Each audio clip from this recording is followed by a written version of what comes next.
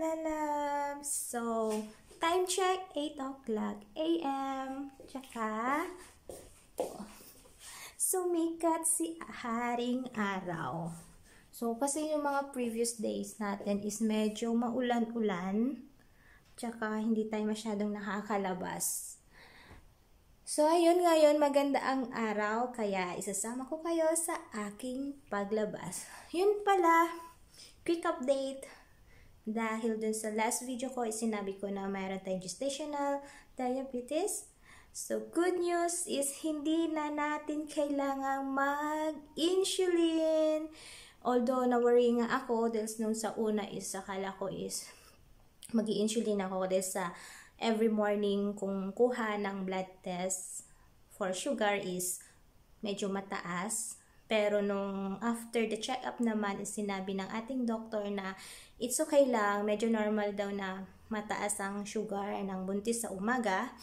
As long as the whole day na pagtitest natin every before breakfast, after breakfast, at the same time sa lunch at sa dinner is bumababa siya, may time na tumatas, tumababa.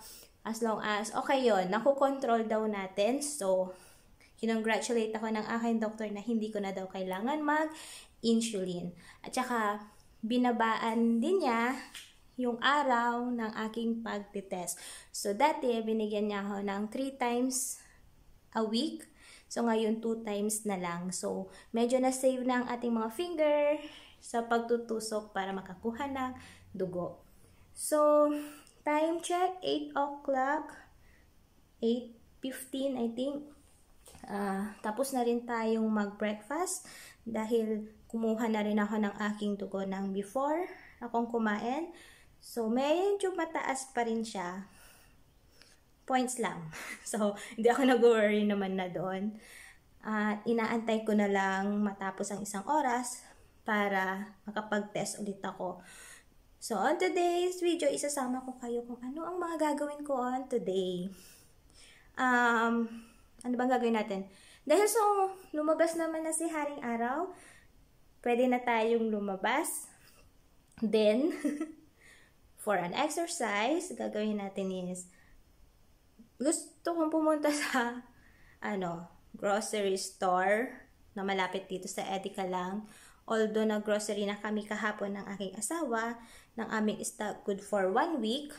Kaso, ang inyong lalabs ay nag-crave sa munggo.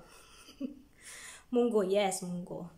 Tagal-tagal na. Kung ilang months na ako dito, yun din yung months kung hindi pa ako nakakatingkim ng munggo.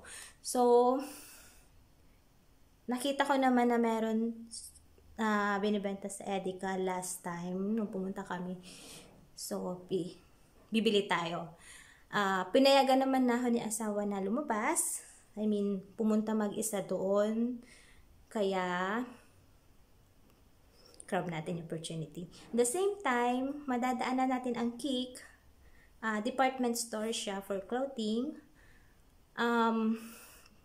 Nakapag-decide din ako na bibili na rin ng mga undies natin.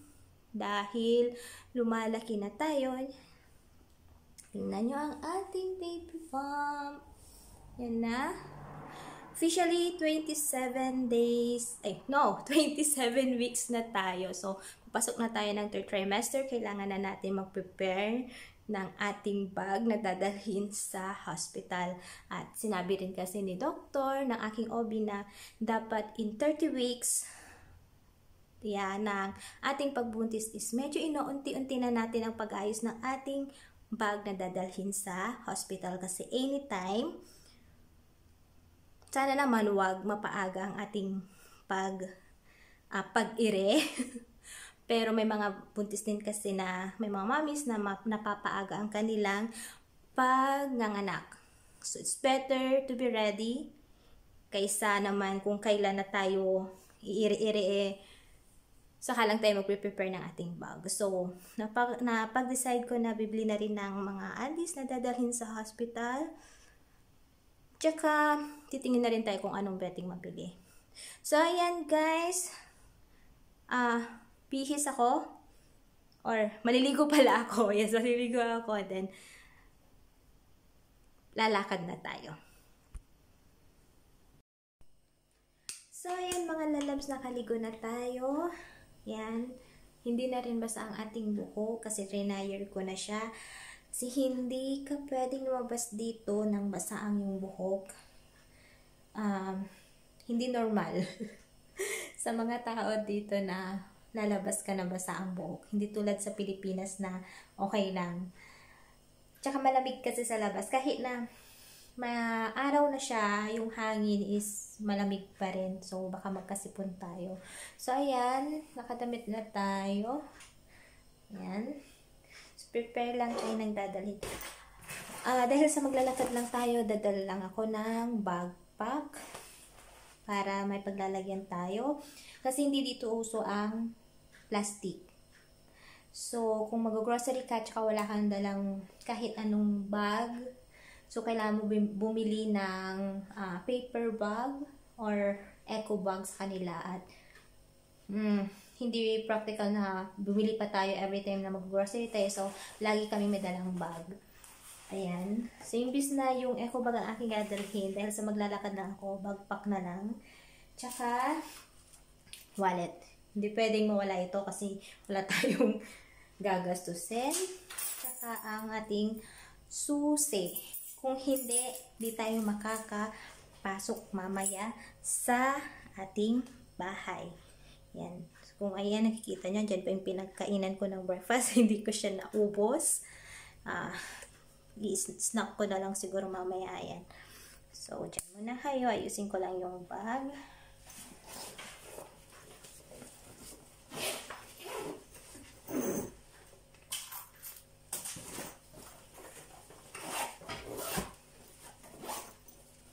Kung pansin nyo, naka-long sleeve pa rin ako kahit na maaraw kasi mahangin pa rin siya sa labas. At saka, natagalan ako kasi tumawag pa si Habi. Chine-check niya ako kung nakaalis na ba ako. Sabi ko hindi pa.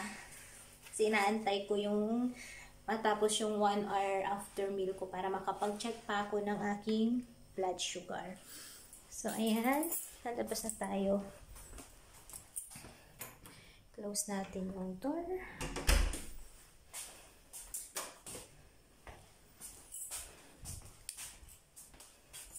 Sana wala masyadong tao sa labas.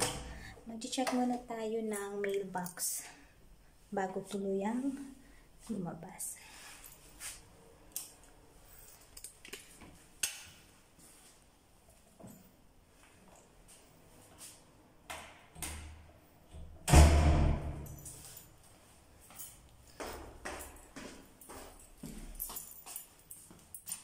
Natin yung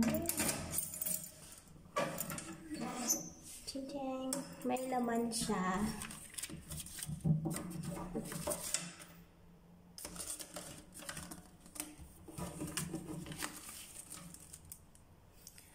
Letter para sa asawa ko. Advertisement para sa Kaufland. From Kaufland. Pero hindi ko muna siya kukunin. Mamaya na lang. Pag-uwi natin. Chinek ko lang. Yan. Kung kita nyo, super araw na siya. So, yan. In-off ko muna kasi may dumaan. Dito, normally, pag may nakakasalubong ka is maghahalo ka. Nasanay na rin naman na ako. Kahit di mo kilala. Hello, hello. Yung iba hindi na tumitingin, basta sinasabi lang nila, hello.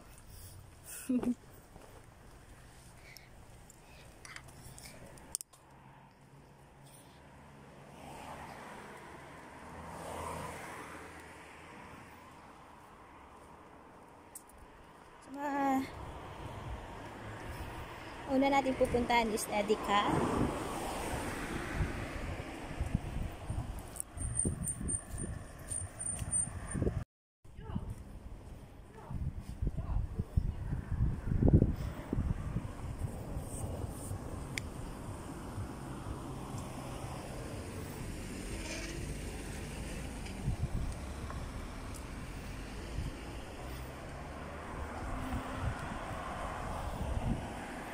mga German dito, kung minsan,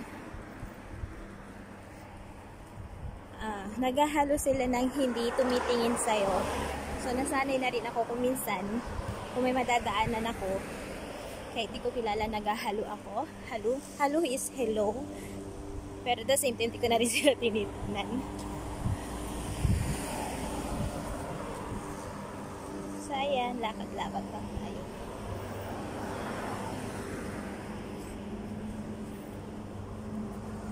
Actually, una ko madadaanan is cake. Pero, lalagpasan muna natin siya. Punta tayo ng Edeka sa mas malayo. Hinihingal na ako.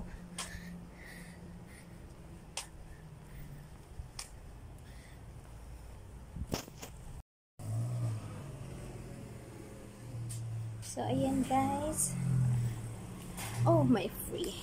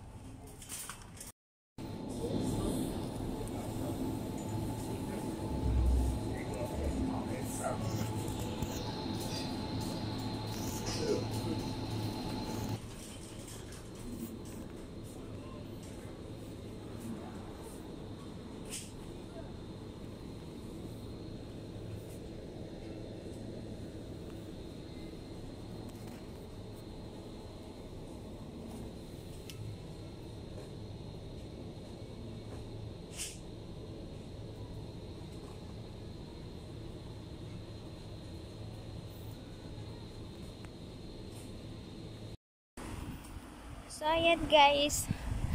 Nakalabas na ako ng Edeka. Hindi ko na kayo naisama sa loob masyado kasi sobrang daming tao. Tsaka mostly is mga oldies. So, matagal sa cashier. Mabigat na yung bag ko. Actually, 3 piraso lang naman yung nabili ko. Yung munggo na kalahating kilo is nasa 4 euro na siya. So, nasa 200 plus. Diba? Mahal. Tapos, bumili ako ng konting hipon. Yung balat, nabalat na siya. Ang init. Pero mga German gustong-gusto ng araw. At saka, bumili rin ako. Ang nagpapabigat dito sa bag ko yung toilet cleaner. So, kailangan kong lumipat dahil papasok na ako sa Kik. Diyan tayo pupunta. Pero, kailangan ko munang lumipat dito sa pedestrian lane.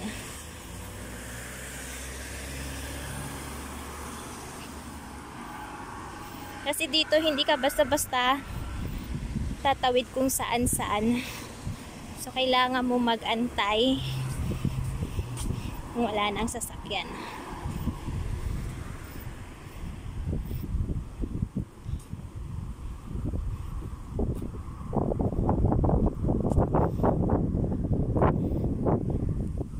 Pipindutin natin yan.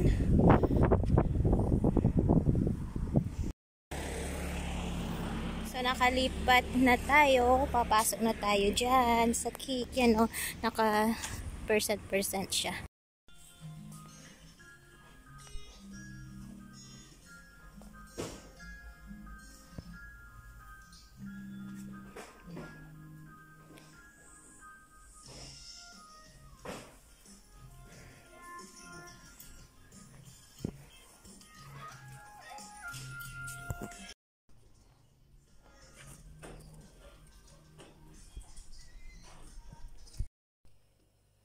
So, ayan mga loves, nakauwi na tayo galing sa grocery store, tsaka sa department store. Hindi ko na kayo masyadong nadalas mismo sa loob ng store kasi sobrang daming tao. Lalo pinagtitinan ako nung nag-video ako. Kasi talaga hindi pa sila sanay dito na yung mga nag-vlog, ganun.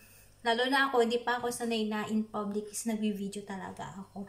So, ilang store ba napuntahan ko? 1, 2, 4 na store yung napuntahan ko at magkakatabi lang talaga sila. So, una, punta ako sa Edeka. So, ayan. Puno ang ating backpack. Hindi nga lahat. Actually, minadali ko na talaga siyang bumili kasi pagpasok ko pa lang dun sa unang store na pinuntahan ko, iihi na ako. So, yan.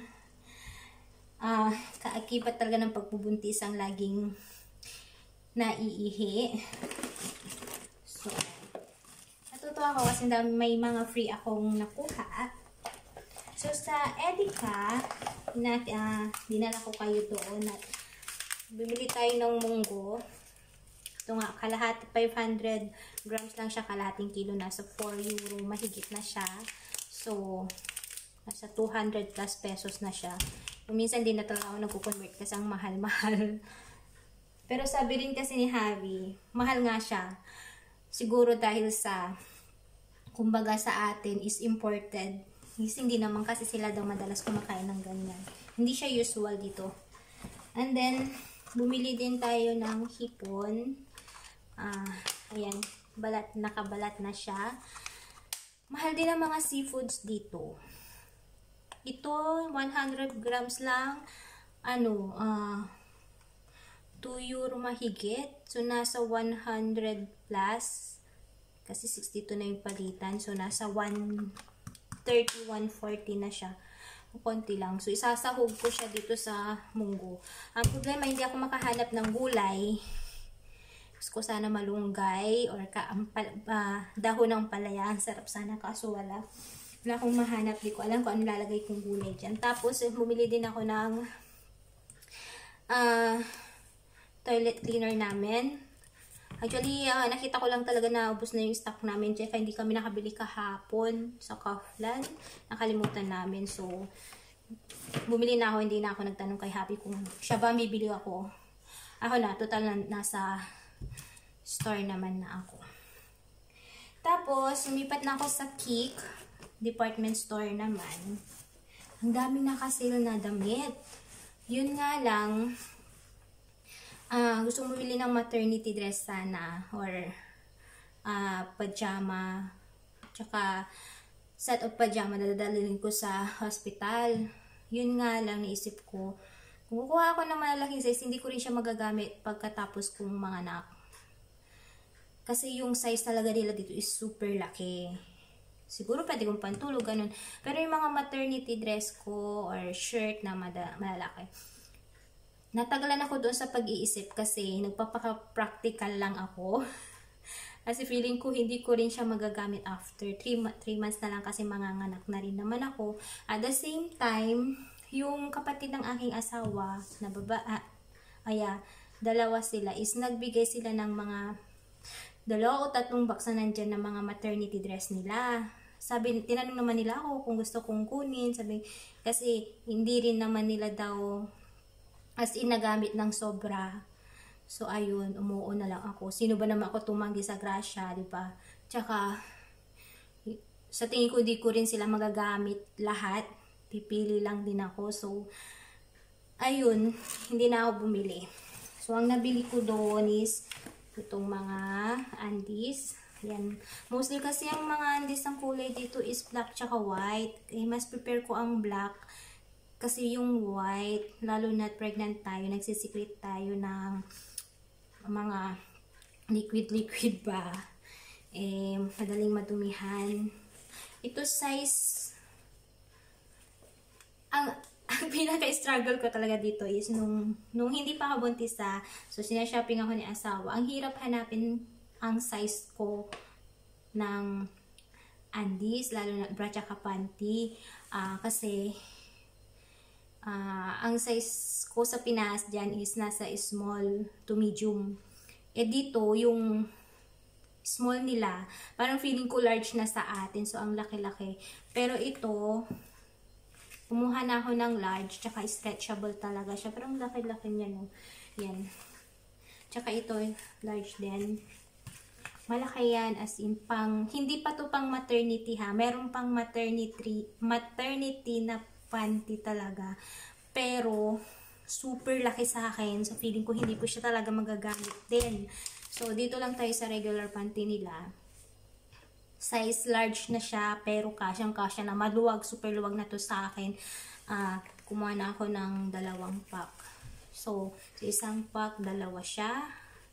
Bumili na rin kami ng ganito dati ni Hasawa. Siguro mga last month ago lang.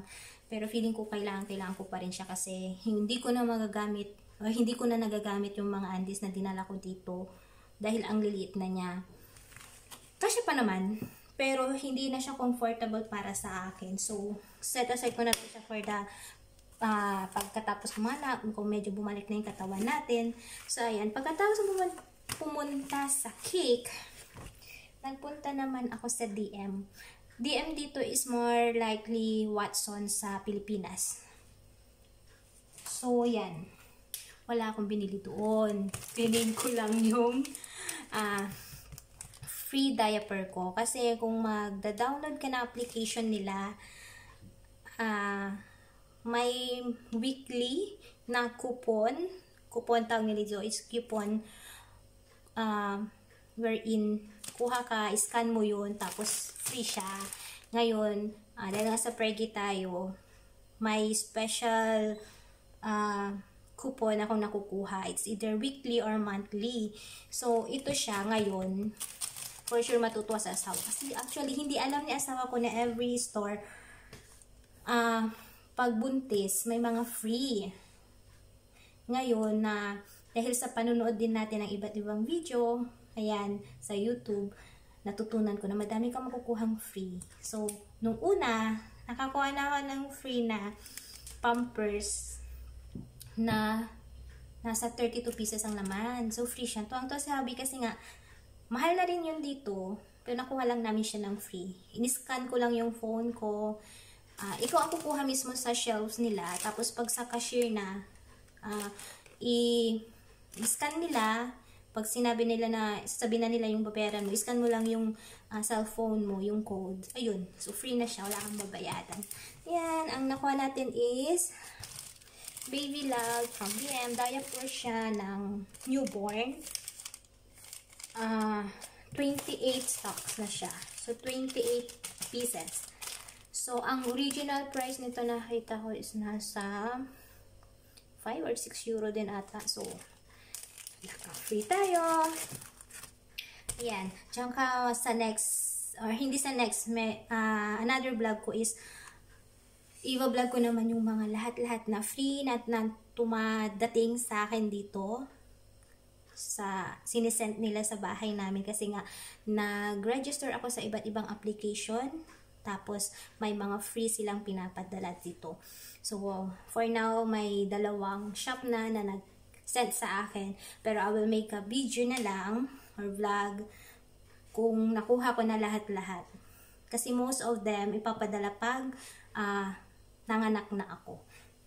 And then, sa other side naman, si DM, katabing side niya is si Lidl. Grocery store din siya dito. Bumili na ako ng lunch ko today. Magsasalad lang tayo. Dahon-dahon. So, ang original price niya is 290 euro. Nakuha ko rin siya ng sale ng 239 euro. Tapos, at the same time, nag-scan ulit ako ng coupon. So, ang binayaran ko lang siya is 1 euro. Diba? Natutuwa sa akin talaga si hubby ko kasi may mga Tsaka inahaya na lang din niya ako mag-grocery kung minsan. Kung konti lang yung binibili ko kasi syempre pag madami yan, hindi ko naman siya mabuhat. Naya na lang niya ako kasi natutuwa siya kasi laki-laki ng savings namin. Alam mo naman tayong mga Pinoy, di ba? Gusto natin ng on sale. Although dito talaga din, nag-aantay din sila ng sale. Pero, mas grabe tayo, mas grabe tayong mga Pilipino, 'di ba? More on sale na nga, antayin pa nating mag-sale, yung sale na ganun. So, ayan, bumili din ako ng peanut, mixed peanut siya. Ito kasi yung alaw lang. Hindi naman ito lang, pero isa sa mga alaw lang na pwede kong mag-snack kasi hindi masyadong mataas ang carbs niya at sugar niya. So, naka-sale din siya. Binili ko rin siya under my coupon. Coupon ang tawag dito, pero pag sa atin is coupon, di ba? Coupon. Ayan. So, wala na. Yun lang yung binili ko, pero napagod ako. Ang bigat. Ang nagpabigat talaga sa akin ito eh. Ang bigat-bigat. Pero okay lang, carry lang. Hindi naman tayo mabilisan lang din naman tayo. Tapos, ayan, magla-lunch na ako ng oras. Pero bago ako mag-lunch is, kukuha muna ako ulit ng aking blood sugar. At, ito lang, ganito ko lang, share ko lang. Natatawa lang ako kasi medyo natagalan nga ako sa pag-grocery ko. Kasi medyo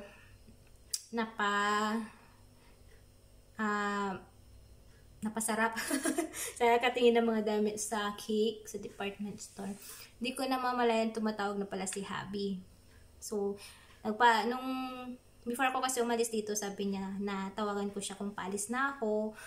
Tapos, yung pa hindi ko alam, minomonitor niya ako. Kasi, simula nung hindi naman siya yung dating ganyan na inahayan lang talaga niya akong lumabas din. Pero, time to time nag-update siya. Pero nung buntis na ako, tsaka medyo malaki-laki ng tiyan ko, tapos lumalabas ako, gusto niya, alam niya yung kung kailan ako umalis at kailan din akong bumabalik. Nag-worry kasi siya. So, tumatawag na pala siya sa akin, hindi ko nasasagot. Nung pagdating ko dito sa bahay, saka ako lang siya nasagot. Akala daw niya kung ano nang nangyari sa akin kasi more than an hour ako nawala. And then, ayun, sabi ko, meron akong free. Sabi ko, yun na, binungad ko talaga sa kanya na, oh baby, I have a free diaper. Sabi ko sa kanya para mawala yung init ng ulo. Hindi na mainit ang ulo niya. Para mawala ba yung yung aalala niya sa akin. Binungad ko na sa kanya, nakukuha ko ng free item. So, ayun lang guys. Ano pa bang gagawin natin mamaya? So, ipapakita ko sa inyo pala kung ano yung before and after test ko ng blood sugar ko ulit this lunch time. So, ayan, prepare lang muna ako ng ating lunch. Actually, hindi ko na i-prepare. Kaset naman na siya.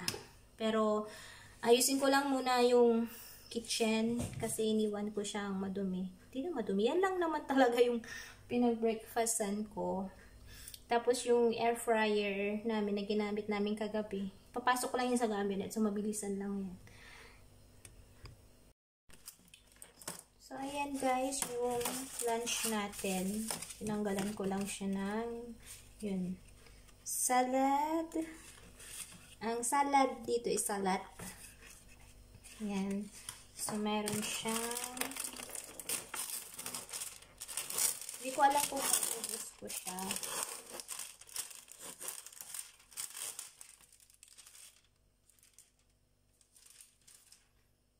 Meron na siyang parang tuna, tsaka egg. May salad dressing din siya. And then, dahon-dahon. Olive. So, ayan. Gagawin natin is i-mix lang natin siya.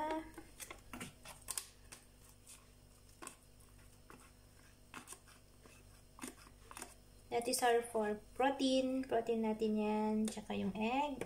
Lagay na natin yan.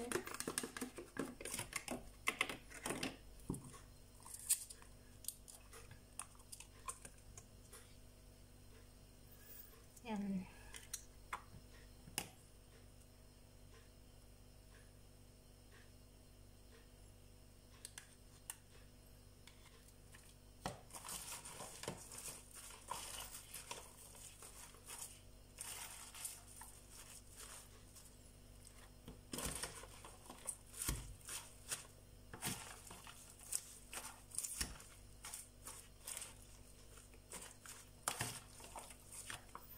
Lalagay na natin siya lahat.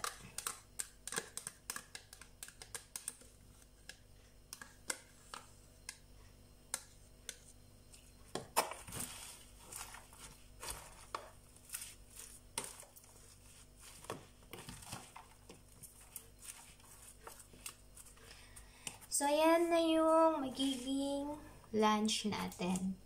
So, by the way pala guys, mga lalabs, kumuha na ako ng aking blood sugar. At ang aking result is 4.8 lamang. So, pasok na pasok siya sa 5. So, bumaba na agad yung sugar level natin from breakfast. So, yan. So, after this, mag-aantay ulit tayo ng 1 hour para makakuha ulit tayo ng ating blood sugar. At sasabihin ko ulit sa inyo kung ilan ang ating nakuha dahil lang sa pagkain ng salad. So, ayun mga lalabs, after 1 hour, nag-check ulit tayo ng ating blood sugar. At dahil dun sa kinain nating salad is mababa lang yung nakuha nating blood sugar ulit. So, nasa 5.6 lang siya. So, imagine, vegetable lang yung kinain natin. So, hindi masyadong nag-peak yung sugar natin. So, yan lang muna sa ngayon guys, ang ating vlog for today. So, next upload ulit is, isip tayo kung ano i-upload ulit natin. So, thank you for watching. For those people who didn't subscribe yet, please subscribe to my channel. Click the notification bell para ma-update po kayo sa ating mga bagong video. Bye!